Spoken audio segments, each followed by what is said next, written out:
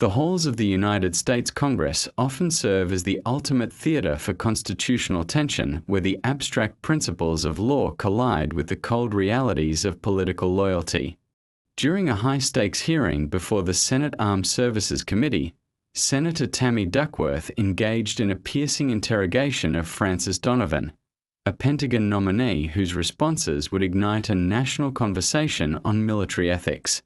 This exchange did not merely represent a routine vetting process, but rather a profound exploration of where a soldier's duty to the commander-in-chief ends and their allegiance to the Constitution begins. Duckworth, a combat veteran herself, utilized her position to scrutinize the shifting boundaries of executive authority and the potential for domestic military intervention. The atmosphere in the room remained taut as the questioning pivoted toward the hypothetical use of lethal force against non-combatants on American soil. The fundamental disagreements centered on the concept of a lawful order and the moral fortitude required to identify its antithesis in real time. When pressed on whether he would execute a direct command from the president to fire upon unarmed civilians, Donovan's hesitation sent ripples through the legislative chamber. This reluctance to provide a definitive, categorical refusal was interpreted by critics as a troubling symptom of a broader shift within the defense establishment. It raised urgent questions about whether the traditional nonpartisan nature of the Pentagon was being eroded by an increasingly assertive executive branch. Senator Duckworth argued that such ambiguity does not just threaten civil liberties but fundamentally undermines the very foundation of military discipline and international legal standards. Without a clear commitment to disobeying illegal instructions, the chain of command risks becoming a tool for authoritarian overreach rather than a shield for the Republic. The discourse then shifted toward the controversial history of executive clemency and its long-term impact on the Uniform Code of Military Justice. Duckworth expressed profound concern that the frequent pardoning of service members convicted of war crimes creates a dangerous culture of impunity within the ranks. From her perspective, when the highest office in the land intervenes to shield those who have bypassed the rules of engagement, it devalues the sacrifices of those who serve with honor. This pattern suggests that political considerations can override judicial outcomes, potentially encouraging future violations under the guise of patriotic zeal. The nominee was forced to navigate a precarious path between acknowledging the president's constitutional pardon power and upholding the integrity of the military justice system. This tension highlights a growing divide between traditionalists who prioritize the rule of law and a new era of leadership that emphasizes personal loyalty. The implications of this hearing extend far beyond the career of a single nominee, touching upon the structural integrity of American democratic institutions. If senior defense officials are perceived as being unwilling to stand against illegal directives, the civilian-military divide could widen to a point of no return. Senator Duckworth's fierce rebuttal served as a reminder that the military serves the people and the law, not the transient whims of any specific political figure. The candidate's refusal to engage in hypotheticals was viewed by the committee's more skeptical members as an abdication of the moral clarity required for high-level command. This specific point of contention underscores the difficulty of maintaining objective standards in an era of intense political polarization and administrative pressure. Consequently, the transcript of this session has become a seminal document for those studying the evolving relationship between the executive branch and its armed forces.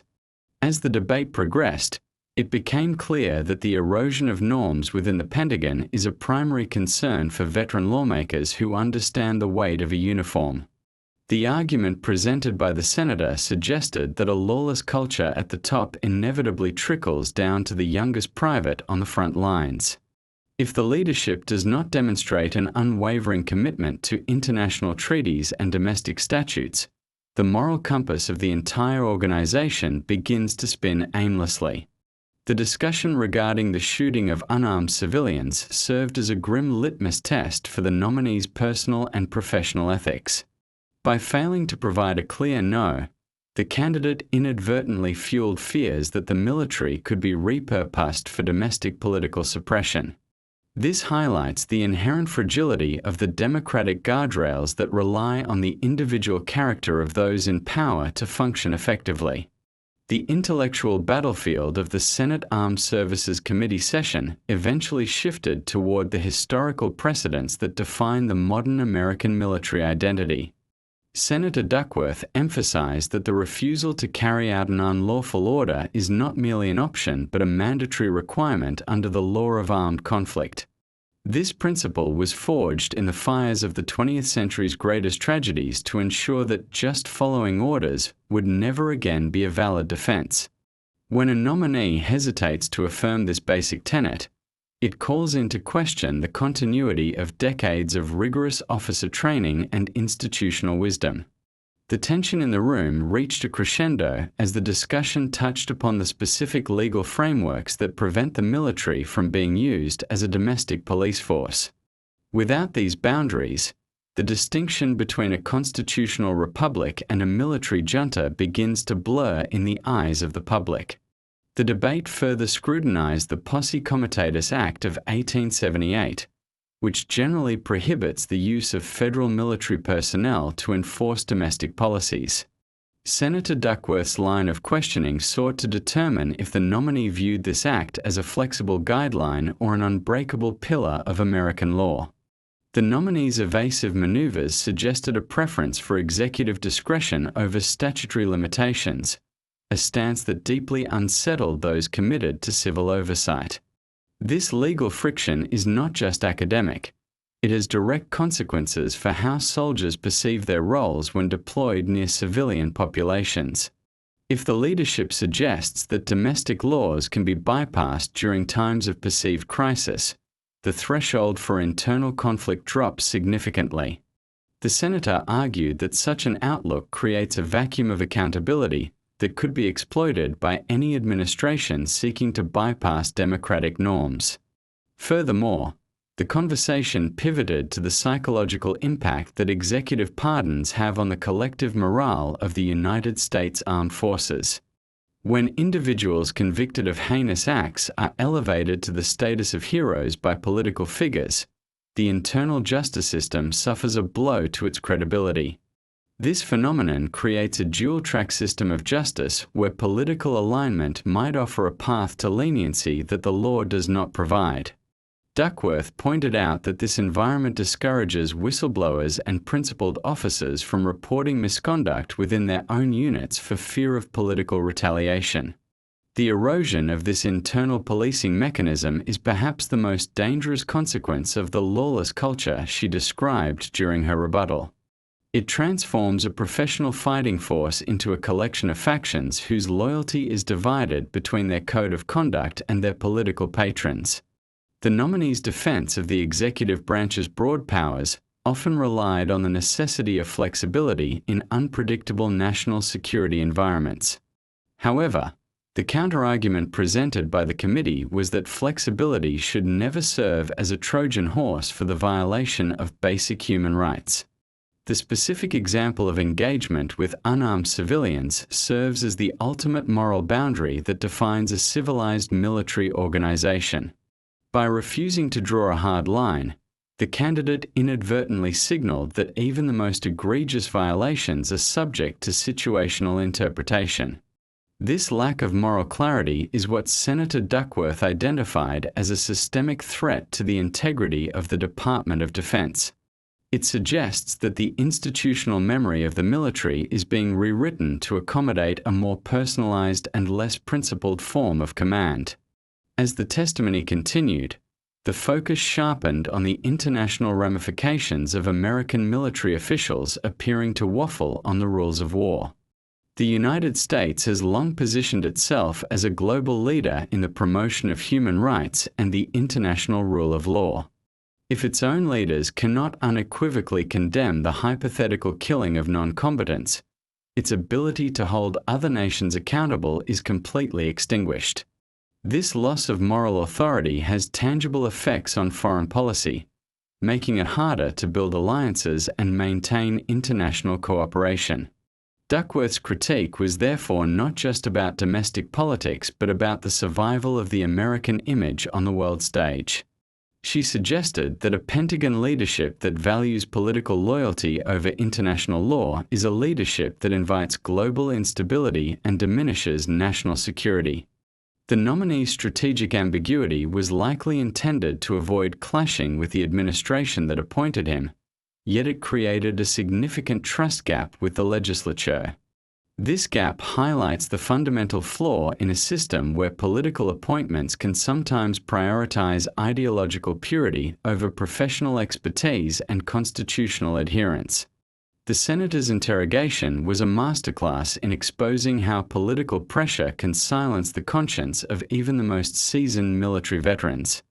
It forced the public to consider what might happen if a direct conflict ever arose between a presidential directive and a Supreme Court ruling.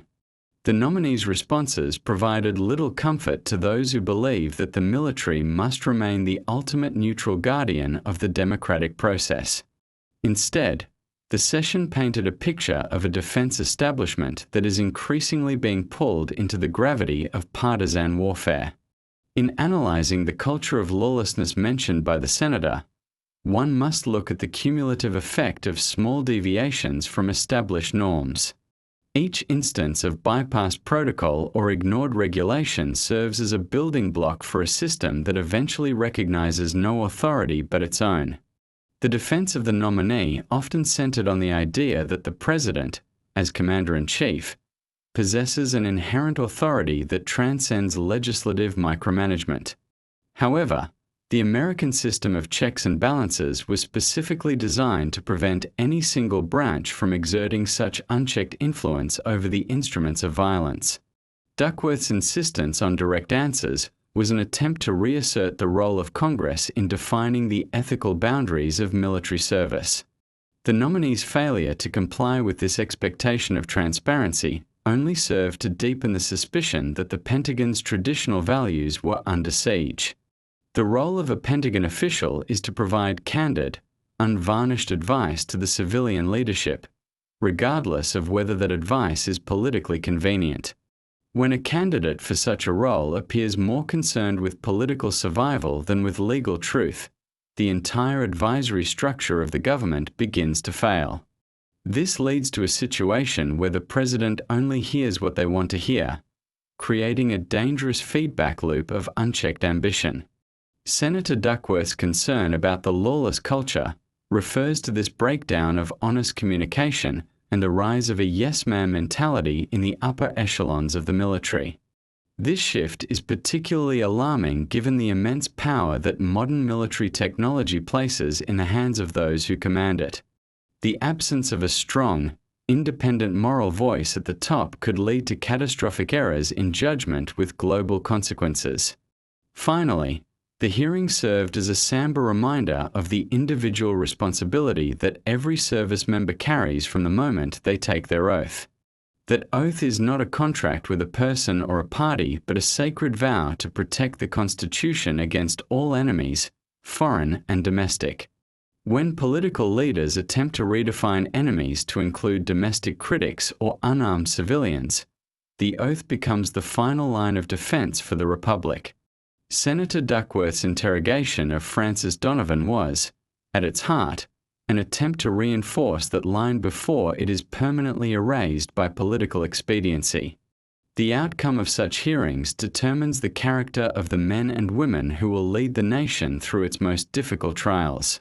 If the standard for leadership becomes compliance rather than character, the very survival of the American experiment may eventually be called into question.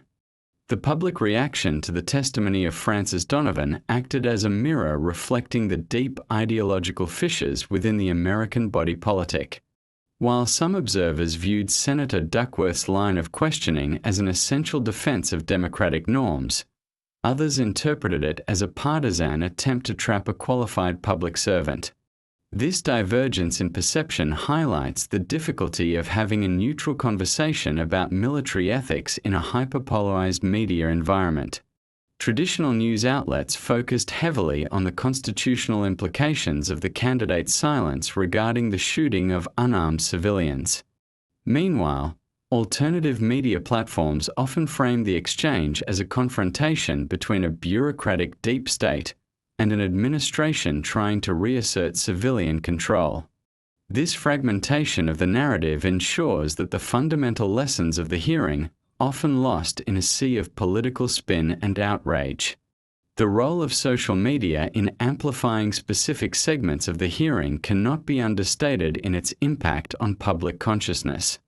Viral clips of the senator's sharpest rebuttals circulated rapidly, often stripped of their broader legal context to serve various political agendas. This digital echo chamber tends to reward emotional intensity over substantive policy debate, making it harder for the average citizen to grasp the nuances of military law. For many younger Americans, this hearing provided their first real glimpse into the internal mechanics of the Pentagon's relationship with Congress. The visual of a high-ranking nominee struggling to answer basic moral questions became a powerful symbol of institutional decay for one side of the aisle. Conversely, supporters of the administration saw a resilient nominee refusing to be bullied by a seasoned political opponent with a clear ideological mission. Beyond the immediate media cycle, the hearing initiated a serious discussion among legal scholars regarding the limits of the Commander-in-Chief's authority. The American legal tradition has always grappled with the inherent tension between executive efficiency and legislative oversight during times of national tension. Some scholars argue that the Constitution grants the President near total control over military personnel and operations to ensure a swift response to threats. However, the counter-perspective insists that this authority is not a blank check and must be exercised within the boundaries of existing federal statutes. Duckworth's intervention served as a catalyst for a renewed examination of whether existing laws are sufficient to prevent the misuse of the military. This intellectual conflict is central to the ongoing evolution of American jurisprudence and the preservation of a balanced government structure. The phenomenon of politicizing the brass became a central theme in the post-hearing analysis conducted by veteran military analysts and retired officers. There is a growing concern that the long-standing tradition of military neutrality is being sacrificed on the altar of partisan loyalty.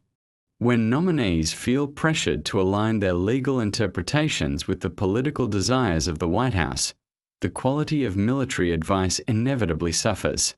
This shift creates a dangerous precedent where the military's leadership is selected based on ideological compatibility rather than tactical brilliance or ethical integrity. The lawless culture mentioned by the senator is seen by many experts as a symptom of this broader trend toward a more political Pentagon.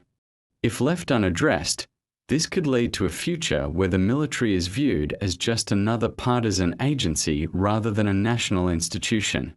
The international community also closely monitored the fallout from the hearing, looking for signals about the future of American global leadership.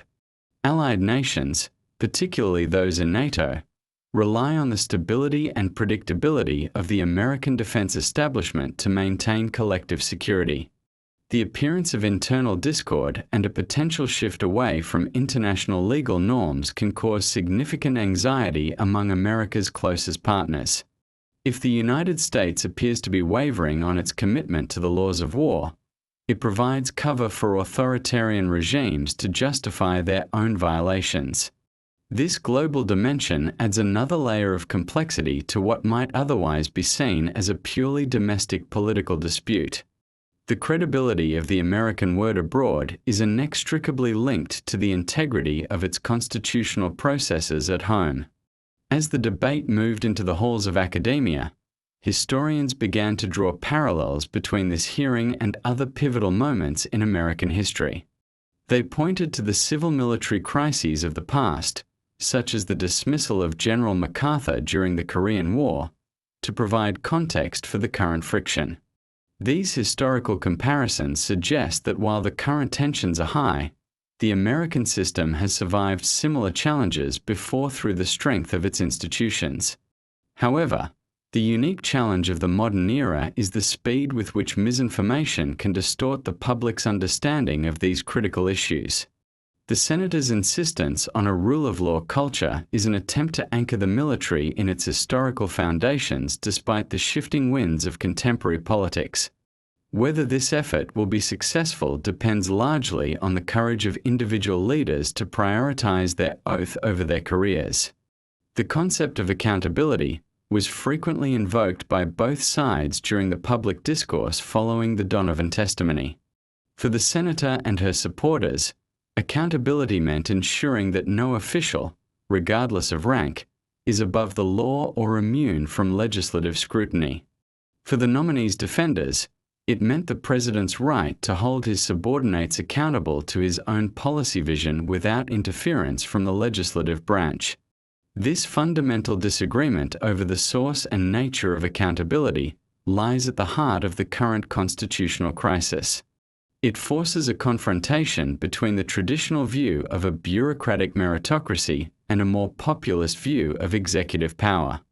The outcome of this struggle will define the operational reality of the American government for the next generation. Moreover, the hearing sparked a significant debate within the ranks of the active duty military regarding their own moral obligations. Junior officers and enlisted personnel often look to these high-level hearings to understand the values that are expected of them by their leadership. When they see a potential leader hesitant to condemn illegal orders, it can create confusion and moral ambiguity on the battlefield. The senator's vocal opposition provided a counter-narrative that reinforced the importance of the individual conscience and the legal code. This internal dialogue is essential for maintaining the professional standards that have made the American military a respected force for decades. It serves as a reminder that the health of the institution depends on the moral clarity of every person who wears the uniform. The long-term impact on the recruitment and retention of high-quality military personnel is another factor that experts are currently weighing. Many individuals join the military out of a sense of duty to a set of universal values and the protection of the democratic way of life. If the institution becomes overly politicized or associated with a lawless culture, it may struggle to attract the best and brightest minds. The perception that the Pentagon is a place where political loyalty outweighs professional ethics could deter those who seek a career built on merit and integrity. Senator Duckworth's comments were seen by some as a protective measure to ensure the military remains an attractive option for principled citizens. Ensuring that the military remains a respected and neutral organization is critical for the long-term national security of the country. In the final analysis, the hearing of Francis Donovan was a watershed moment that exposed the vulnerabilities of the American constitutional guardrails. It demonstrated that even the most established norms are only as strong as the people tasked with upholding them. The senator's sharp critique served as a wake-up call for a public that had perhaps grown too complacent about the stability of its institutions. While the nominee's fate was the immediate focus, the broader questions about the soul of the military remain unanswered. As the nation moves forward, the lessons of this exchange will continue to resonate in every discussion about power, law, and the duty of those who serve.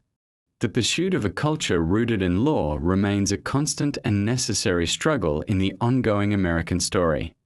The legislative response to the vulnerabilities exposed during the Donovan hearing has sparked a renewed interest in strengthening the statutory guardrails that govern military conduct.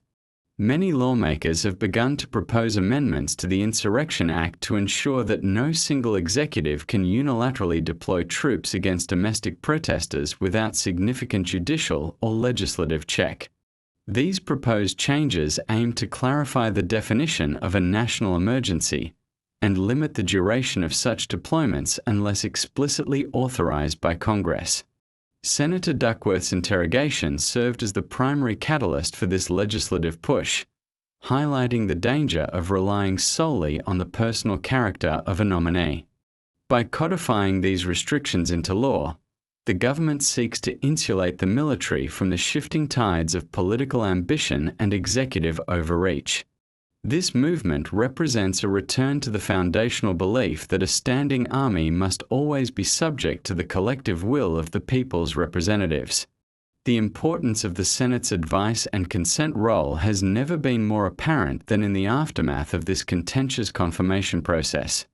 Historically, many Pentagon appointments were processed with a degree of bipartisan consensus, focusing on the candidate's technical qualifications and strategic experience. However, the current era of polarization has transformed these hearings into vital arenas for defining the ethical boundaries of the American state. The Senate Armed Services Committee is now facing calls to implement more rigorous psychological and ethical screenings for high-level defense officials. These screenings would ideally assess a candidate's commitment to the rule of law and their willingness to provide independent, candid advice under political pressure. Strengthening the vetting process is seen as a necessary defense against the appointment of individuals who might prioritize personal loyalty over constitutional duty. Another significant area of focus for legal reformers is the clarification of the duty to disobey within the military justice system. While the concept exists in theory, the practical application of refusing a direct order from the Commander-in-Chief remains a legal and professional minefield for any officer. Proposed reforms suggest creating a formalized mechanism through which an officer can immediately flag a questionable order to the Inspector General or a specialized judicial body. This would provide a layer of protection for the officer and ensure that the legality of the order is evaluated by an independent authority before any action is taken. Such a system would reduce the immense burden currently placed on the individual conscience of a service member during a crisis. It would also serve as a powerful deterrent against the issuance of illegal directives by the executive branch. The cultural shift within the military hierarchy also requires a long-term strategy that goes beyond simple legislative fixes. Education at the service academies and command colleges is being redesigned to emphasize the moral philosophy of military service in a democracy. These programs are increasingly focusing on the historical consequences of military involvement in domestic politics and the vital importance of maintaining a nonpartisan identity. By instilling these values early in a soldier's career, the institution hopes to build a leadership class that is naturally resistant to political manipulation. Senator Duckworth's critique of the lawless culture underscored the need for this educational renewal to ensure the survival of professional military standards. The goal is to create a culture where the integrity of the mission is inseparable from the integrity of the law. Furthermore, the role of the press as a secondary watchdog in military affairs has been revitalized by the transparency of recent hearings. Journalists are now more attuned to the subtle shifts in language used by Pentagon officials when discussing executive authority and the rules of engagement. This increased scrutiny provides an additional layer of accountability, as the public is more informed about the potential for institutional drift. The detailed reporting on the Donovan hearing allowed the American people to see the direct connection between high-level policy and individual civil liberties. This public awareness is a critical component of the democratic guardrails that prevent the normalization of lawlessness. Without a vigilant press and an informed citizenry, the legislative efforts to curb executive power would likely lose their momentum. Looking toward the future, the balance of power between the Pentagon and the White House will likely remain a central theme of American political discourse. There is an ongoing debate about whether the Department of Defense should be granted more autonomy to protect its nonpartisan status, or if civilian control should be even more strictly enforced. The tension between these two ideals is a healthy part of the American system, provided it does not lead to a total breakdown of trust. Senator Duckworth's actions suggest that civilian control must be balanced with a deep respect for the military's professional code of conduct. The challenge for future administrations will be to exercise their authority without demanding the kind of personal fealty that undermines the institution's credibility. This delicate dance will determine the stability of the American government for decades to come. The potential for technology to either mitigate or exacerbate these tensions is also a subject of intense study among defense analysts. Modern communication tools allow for a more direct and rapid chain of command, which can be used to bypass traditional filters and oversight mechanisms. Conversely, these same technologies can be used to increase transparency and ensure that orders are documented and reviewed in real time. The development of artificial intelligence and automated decision-making in military operations adds another layer of complexity to the question of lawful orders. If an illegal directive is fed into an automated system, the responsibility for the outcome becomes much harder to assign and challenge. Therefore, the legal frameworks governing the military must evolve alongside the technology to ensure that human accountability remains at the center of the system. In the international arena, the United States must work to restore its reputation as a consistent advocate for the rule of law. This involves not only domestic legislative reform but also a renewed commitment to international treaties and the global justice system. By aligning its internal military standards with international expectations, the U.S. can lead by example and strengthen the global norms that protect civilians in conflict zones. Senator Duckworth's concern about the loss of moral authority is a powerful reminder that national security is built on more than just military might. It is built on the world's trust in American values and the consistency of its actions. Reclaiming this moral high ground is essential for navigating the complex geopolitical challenges of the 21st century. The ultimate success of these reforms depends on a bipartisan commitment to the survival of the republic over the short-term gains of any political party. If the military becomes a permanent pawn in the game of partisan politics, the foundational principles of the United States will be in grave danger. The hearings of the Senate Armed Services Committee must remain a space where the national interest takes precedence over political theater. The legacy of the Donovan testimony will either be a warning that was unheeded or the beginning of a meaningful restoration of constitutional order. It serves as a test of the American system's ability to self-correct when its core values are threatened. The world is watching to see if the United States can maintain its commitment to a military that is both powerful and principled. Finally, we must recognize that the preservation of a law-abiding military culture is a task that belongs to every citizen, not just those in government. Public support for the rule of law and the independence of the military is the ultimate safeguard against the rise of a lawless culture.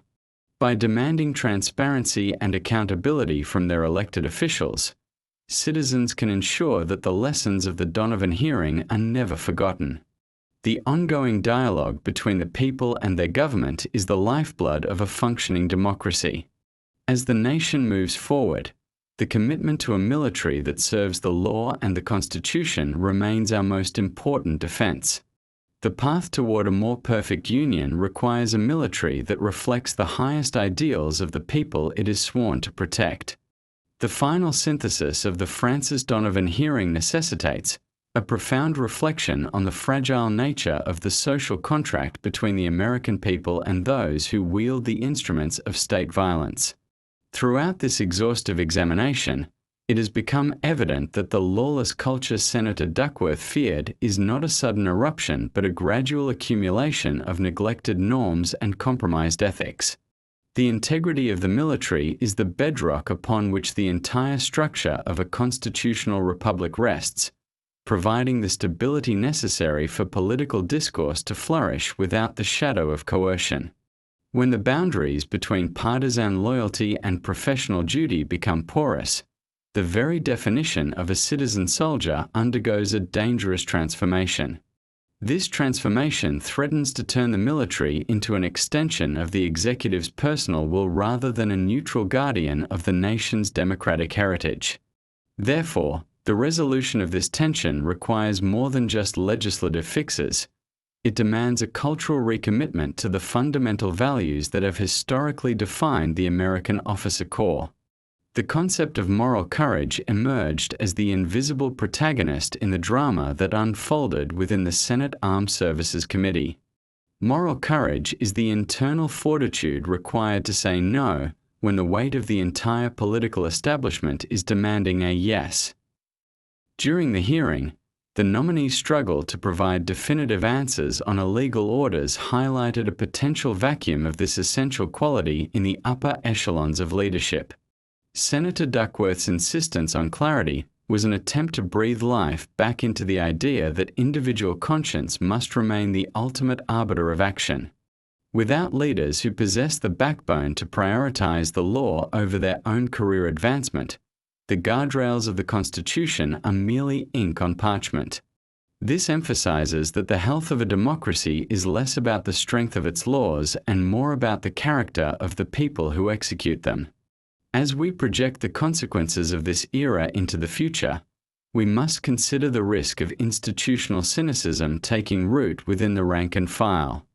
When junior service members witness their potential leaders avoiding accountability through semantic games and political hedging, it erodes their own sense of mission and purpose.